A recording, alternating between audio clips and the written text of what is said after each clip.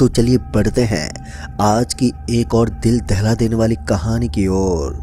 दोस्तों, जहां भारत के महत्वपूर्ण राज्य राजस्थान को पुरानी चीजों के लिए हम काफी मशहूर मानते हैं, तो यहाँ पर भूत पिशाचों के किस्से भी सर चढ़कर बोलते हैं। चाहे इसके लिए आप राजस्थान की कुलधरा को ले लें या फिर राजस्थान का भानगढ़ किला, जो खौफनाक और डरावना किला माना जाता है। इसके साथ साथ राजस्थान में एक ऐसा कबीला भी है जो अपनी खौफनाक दहशत के लिए इतना मशहूर तो नहीं है, लेकिन उसके डर ने बड़े बड़े लोगों को दहशत में डाल दिया। और आज भी जब लोग उसके बारे में सुनते हैं तो उनका कलेजा बाहर आ जाता है। ये कहानी है साल 2011 की। ये वही साल था जब पंडित लोगों ने भविष्यवाणी की थी कि साल 2011 में पूरी दुनिया खत्म हो जाएगी, और लोग तांत्रिक लोगों पर काफी विश्वास भी क्या करते थे। ऐसे में राजस्थान के रहने वाले लक्ष्मीकांत जी इस कहानी का वर्णन करते हुए बताते हैं कि साल 2011 में मैं एक जॉब करता था। दरअसल हमारे शहर में एक कंप्यूटर सेंटर चालू हुआ था, और उसी कंप्यूटर सेंटर में मैं बच्चों को ट्यूशन दिया करता था, जिसके बदले में मुझे महीने का अच्छा खासा पैसा मिल जाता था। मेरा काम काफ़ी बेहतरीन चलता था।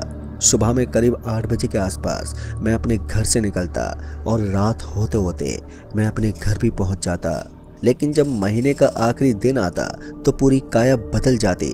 अब मुझे देर रात ही घर आना पड़ता था। ऐसे में मेरा ये काम थोड़ा कठिन महसूस होने लगा, और मुझे इस जॉब को करते हुए लगभग 6 महीने हो गए थे। 6 महीने में मुझे इतनी तकलीफ नहीं हुई जितनी कि गर्मी के इस मौसम में हुई थी। मई का ये महीना मेरी जिंदगी के लिए एक ऐसी रात लेकर आने वाला था जिसके बारे में मैं अपने बुरे सपने में भी नहीं सोच सकता था।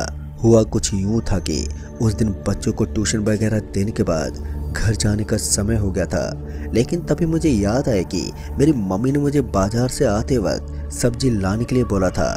ऐसे में मैं अपना सारा काम निपटाने के बाद बाजार के लिए निकल गया। उस वक्त बाइक वगैरह का इतना ज़्यादा चलन नहीं हुआ करता था। ऐसे में मुझे 3 से 4 किलोमीटर का सफ़र पैदल ही तय करना पड़ता था। तो मैंने जल्दी से सामान खरीदा और उसके बाद समय रहते अपने घर की तरफ निकल पड़ा। जब मैं घर की तरफ निकला था तो मुझे ठीक से तो याद नहीं है, लेकिन शायद उस वक्त 7:30 बज चुके थे, और अब धीरे धीरे दिन की रोशनी अंधेरे की उस काली चादर के अंदर लिपट गई थी। पूर्व दिशा की तरफ पूरी तरह से अंधेरा छा गया था, और अब मैं उस रास्ते पर एकांत में चल रहा था। रास्ते के दोनों छोर में मुझे ज़्यादा कुछ चहलकदमी नजर नहीं आ रही थी, और उस दौर में रास्ते के दोनों तरफ ताराबंदी नहीं होती थी। बदले में बड़ा और विशाल सा कांकड़ फैला हुआ होता था, जिसके अंदर से रात में गुजरना थोड़ा भयभीत करने जैसा माहौल हो जाता था।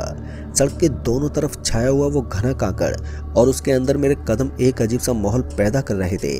उस समय फ़ोन जैसी चीज़ भी बहुत ही कम लोगों के पास होती थी, तो ऐसे में सफ़र और भी ज़्यादा कठिन हो जाता था। जैसे जैसे मैं अपने कदमों को आगे पटकता जा रहा था, तो वैसे वैसे मेरे दिल की धड़कनें बहुत ही तेज हो रही थी।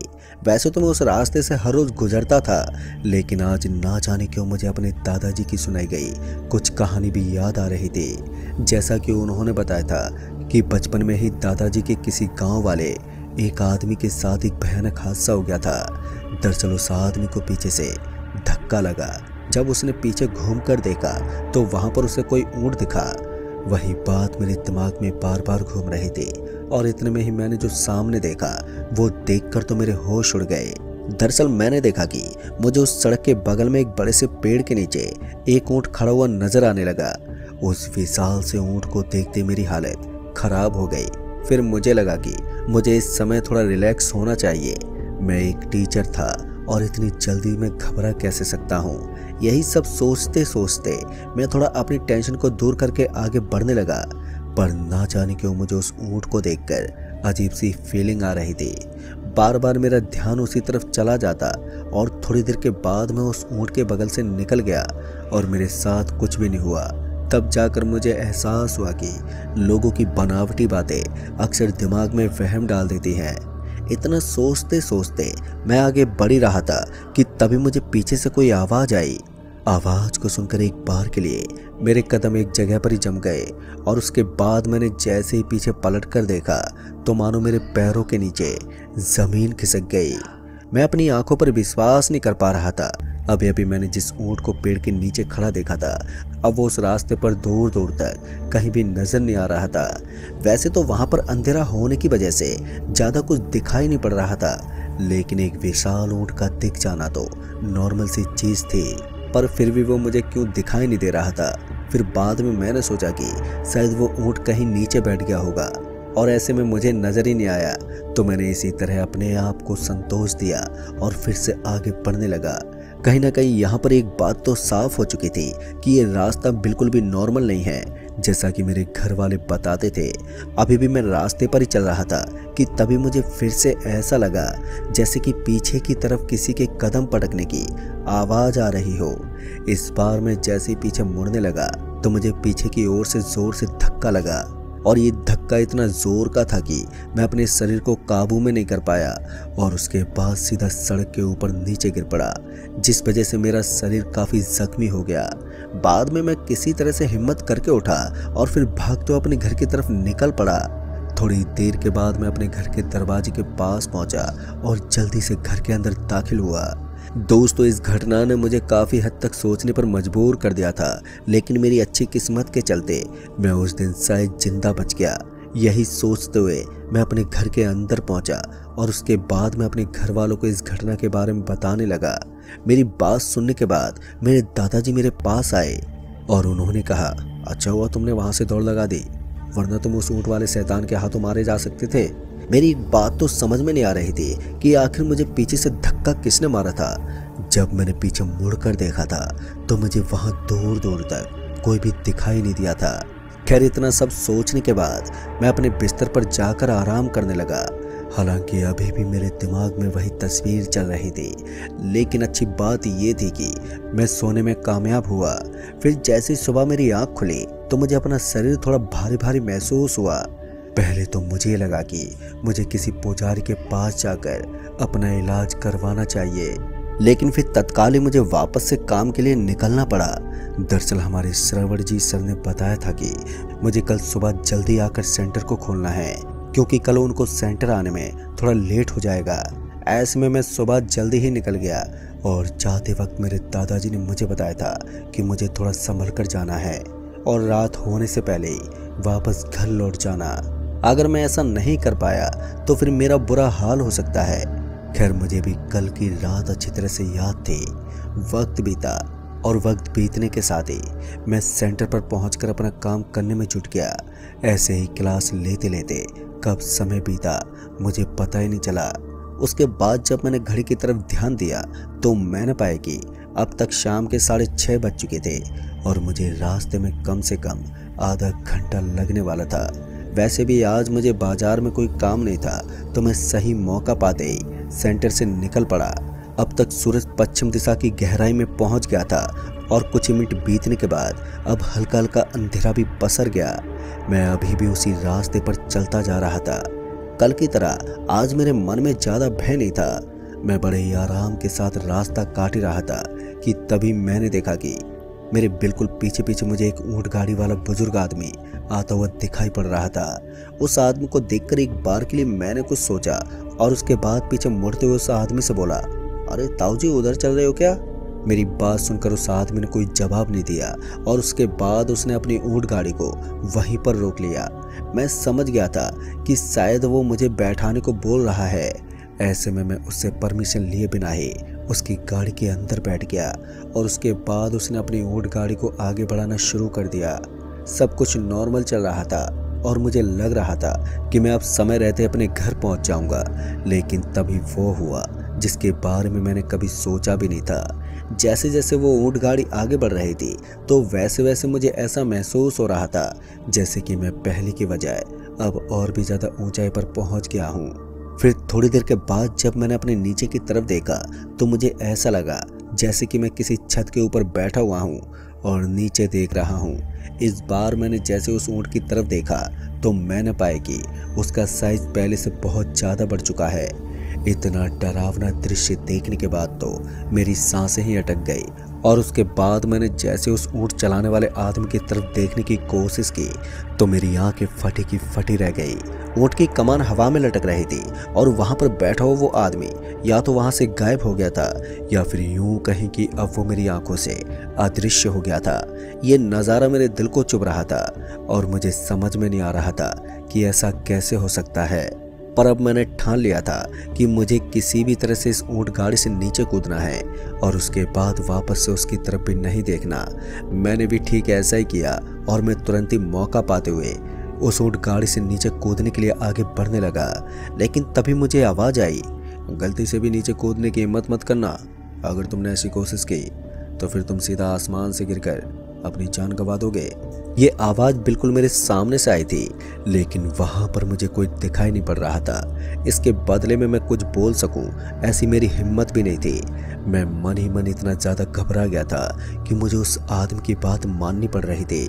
फिर कुछ देर तक तो मैं उस गाड़ी के अंदर ही बैठा रहा और फिर वो गाड़ी मुझे एक ऐसी जगह पर लेकर आ गई जहाँ पर मुझे कुछ विशाल बरगद के पेड़ दिखाई पड़ रहे थे और वहाँ पर सब्जी बनने की सुगंध आ रही थी। वो सुगंध इतनी जोर की थी कि उसे सूंघने के बाद मानो मेरा दिन बन गया। उसके बाद वो गाड़ी एकदम से रुकी और उसके बाद मुझे एक बार फिर से बहुत ही जोर का धक्का लगा। अब ये धक्का इतना जोर का था कि मैं फिसलते हुए तुरंत उस गाड़ी से नीचे गिर पड़ा। गाड़ी से नीचे गिरने के बाद जब मैंने अपने आजू बाजू में देखने की कोशिश की तो मुझे वहां पर कोई नजर ही नहीं आ रहा था। ऐसा लग रहा था जैसे कि मैं किसी ऐसी जगह पर पहुंच गया हूं जहां पर आने के बाद मुझे पेड़ पौधे तो नजर आ रहे हैं लेकिन किसी की चहलकदमी नहीं थी और सच में वहां दूर दूर तक कोई भी मौजूद भी नहीं था। उसके बाद मुझे महसूस हुआ कि वो ऊँट गाड़ी अब वहां से कहीं पर गायब हो गई थी। मैंने पीछे घूम कर देखा तो मेरी आंखें फटी की फटी रह गई। सच में अब वो ऊँट गाड़ी मुझे वहां पर दिखाई नहीं दे रही थी और ये दृश्य एक बार फिर से मेरे दिल को चुभ रहा था। मुझे समझ में नहीं आ रहा था कि मैं करूँ तो करूँ क्या। बार बार पीछे से मुझे धक्का लगना और अचानक ही उस ऊँट गाड़ी में बैठकर ऐसी जगह पर पहुंच जाना, ये सब किसी पिशाची दुनिया में ही हो सकता था। एक ऐसी अजीब सी दुनिया जिसके अंदर सब कुछ अजीब सा हो। मैं अब भगवान से दुआ करने लगा था कि मुझे किसी तरह से इस जगह से निकाल दे, वरना आज मेरी मौत पक्की थी। उसके बाद मैंने अपने आजू बाजू में देखा तो मुझे वहाँ पर कोई नजर ही नहीं आया। तो फिर मैंने वहाँ से भागना शुरू कर दिया और मैं अब तब तक नहीं रुकने वाला था जब तक कि मैं वापस से अपने रास्ते पर ना पहुंच जाऊं जहां से मैंने इस गाड़ी के अंदर सफ़र तय करना शुरू किया था। जैसे मैं भागते वहां से निकला तो मैंने देखा कि वहां पर एक रास्ता बना हुआ था। वो रास्ता बिल्कुल वैसा ही था जैसा कि हमारा रास्ता हुआ करता था। उस रास्ते के दोनों छोर पर मुझे कांकड़ ही कांकड़ फैला हुआ दिखाई दे रहा था। मैं एक बार के लिए उस रास्ते की दोनों तरफ देखता और दूसरी बार अपने पीछे देखता तो मुझे वहां पर कोई दिखाई नहीं देता। थोड़ी देर तक और भागने के बाद मुझे फिर से वही महसूस हुआ जैसे कि मेरे पीछे पीछे कोई तो भाग रहा है। लेकिन इस बार मैंने जैसे पीछे मुड़कर फिर से देखा तो मुझे सदमा सा लग गया। दरअसल मैंने देखा कि ये तो वही ऊँट था और उस ऊँट के पीछे वही गाड़ी जुड़ी हुई थी। उन दोनों को फिर से अपने पीछे देखकर मेरी सांसें गले में ही अटक गई। वो दोनों मेरे पीछे इस कदर लगे हुए थे कि वो मुझे इतनी आसानी से छोड़ने नहीं वाले थे। मैं भागते हुए अंत में ठीक उसी जगह पर पहुंच गया जहां पर हमारे रास्ते का एक मोड़ आता था। जैसे ही मैंने देखा कि मैं अपने रास्ते में आ गया हूं तो फिर तो मानो मेरे शरीर में एक नई ऊर्जा का विकास हो गया हो। उसके बाद तो मैंने पीछे मुड़कर ही नहीं देखा और मैं तब तक नहीं रुका जब तक कि मैं अपने घर के दरवाजे के पास नहीं पहुंच गया। इस बार मैं जैसे अपने घर के दरवाजे के पास पहुंचा तो मेरे घर वाले मेरा इंतज़ार कर रहे थे। रात के करीब 12:30 बजने को आए थे और मेरे घर वाले मुझे ढूंढने के लिए चारों तरफ फैले हुए थे। अपने घर में पहुंचने के बाद मानो मुझे दूसरी ज़िंदगी मिल गई थी और फिर उसके बाद मेरे घर वालों ने मुझे एक जगह पर बैठाया। उस वक्त दोस्तों मैं इतना ज़्यादा थका हुआ था कि मैं बोलने की भी हालत में नहीं था, लेकिन किसी तरह से मैंने अपने घर वालों को पूरी बात विस्तार से बताई। मेरी बात को सुनने के बाद मेरे दादाजी मेरे पास आए और उन्होंने कहा, मैंने तुम्हें सुबह जाते वक्त बताया था कि तुम्हें अंधेरा होने के बाद नहीं आना है क्योंकि ये रास्ता बिल्कुल भी ठीक नहीं है।